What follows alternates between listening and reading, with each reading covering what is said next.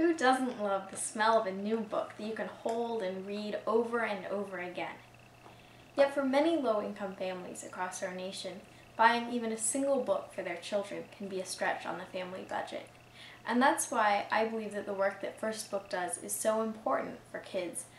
As an author, a teacher, and a writer, I really grew up surrounded by books, and I credit this to my love of reading, my love of learning, and my love of writing. Because my family would be constantly buying us new books, and I could hold it and I could reread it 10, 11 times if I wanted to, and I knew that the pages would be worn just because of my reading them.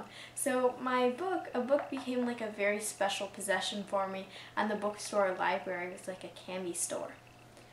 Now for me, growing up in a relatively privileged environment, I had access to a lot of books. I had access to a lot of opportunities.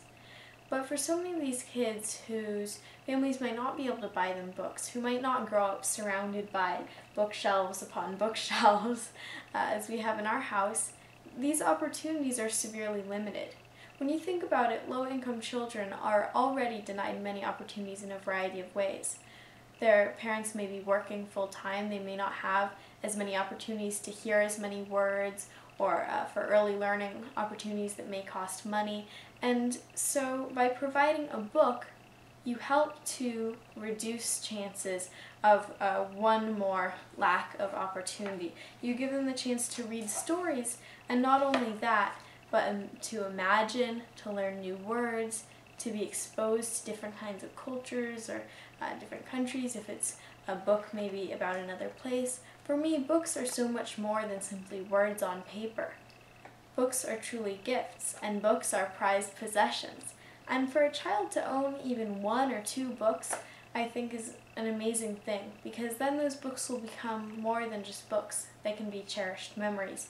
You'll think about the time that you were reading it on a rainy day and what an adventure you had because you forgot what was going to happen, and so you were really excited. Or maybe the time you shared it with a little brother or sister. So books can be extremely valuable.